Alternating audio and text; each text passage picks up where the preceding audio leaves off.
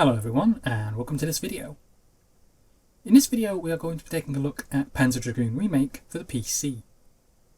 The game was developed by MegaPixel Studios SA and published by Forever Entertainment.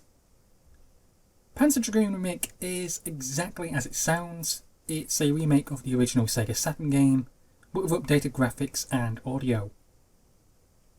Is it any good though? Here's the review. The game's story is all about a boy who becomes a Dragoon rider and who then sets off to fight an empire who's using technology for evil purposes. And that's about all you're really told. Just like the original Sega Saturn's release, the game's story isn't very well told or explained in much detail at all. I have a vague idea what's happening here because I have played this and the second game and then Saga, which went on to explain the game's world and its happenings a little better, but if you have never played any of these games before and then start off with this, the story's going to be leaving you a little unsatisfied. It's a shame because the developers had an opportunity to improve and to add on to something here, but they just didn't take it. Just like the story, the characters had an opportunity here to be fleshed out in more detail and more depth given to them. But the developers didn't think that that was that important, so as things stand, we're left with a Dragoon rider, an empire using technology for war, a rival dragon, and a Dragoon rider, and none of any of it is told or explained in detail. The game itself never really goes into much detail about any of the characters or their reasonings for doing what they're doing. The gameplay is that of an old classic style on-rail shooter, and I am glad to see this type of game make a comeback because these were a hell of a lot of fun back in the day, and sadly they're just not around that much in today's era. You'll be moving from one area to the next, blasting anything and everything in your way to pieces with either your gun or the dragon's lock-on beam, and then once you get to the end of the stage, you will then have to fight a huge boss in one-on-one aerial combat. The gameplay itself is fun, but there are a few problems with it. If you're in the first person view, then you can move around up and down, left and right, no problems at all. If you turn sideways or view from behind though, you're practically a sitting duck. The best you can hope for is to lock on with the dragon's beam to take enemies down and then use your gun for covering fire, and even if you do that, you still end up getting hit most of the time.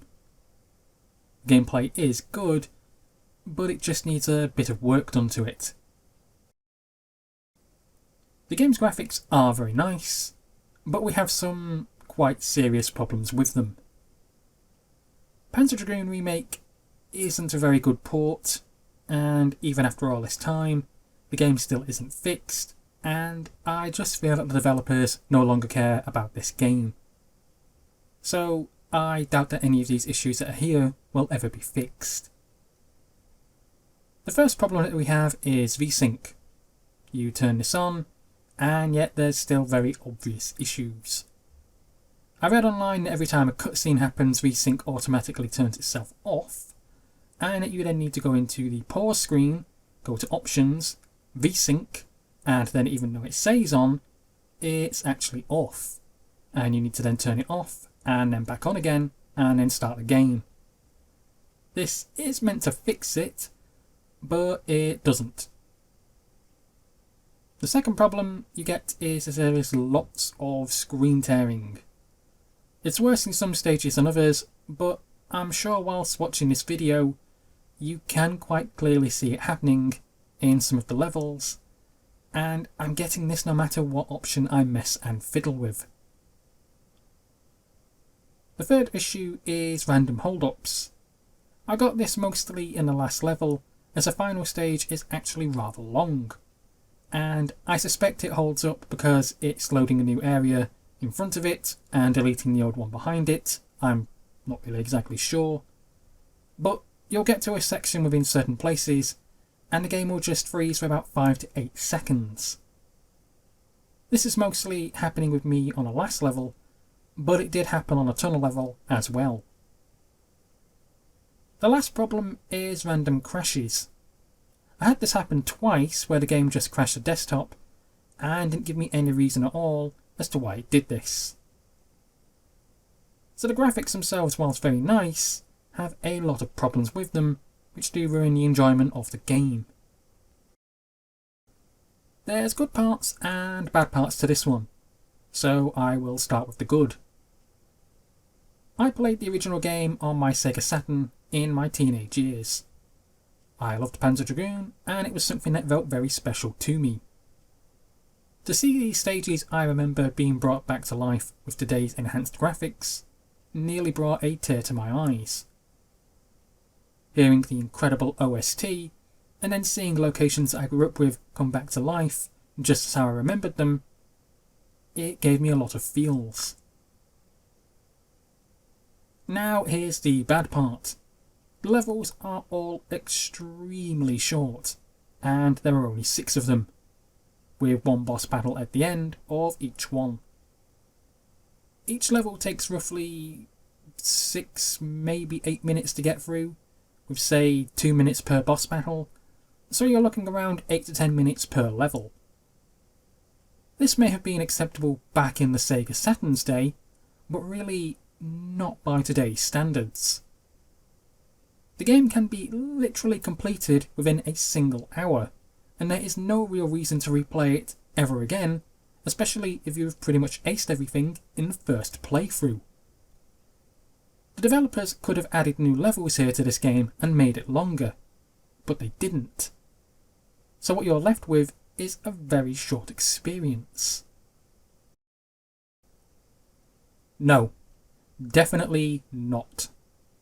I wish I could say yes, I really do, but what we have here is a game which is very badly ported, hasn't been fixed, only has 6 levels, and can be aced within a first playthrough with no reason to ever play it again afterwards. The developers didn't add anything to the game to improve upon it, and as such it's an extremely short experience without any of the nostalgia that the original has. The game does have a Pandoras Box mode once you complete it, but you hardly get anything for it. You would have thought that the devs would have filled this with many unlockables, such as being able to play as a prototype dragon, but nope. I wanted to enjoy this game, and I ran into several issues, and it feels like it was all over before it really even got started. Even if you can get this game on a Steam sale for around about $4, I would still have to say no. You're best saving your money and buying something else. Well, that's it for this for you guys. Thank you for listening, thank you for watching, and please subscribe.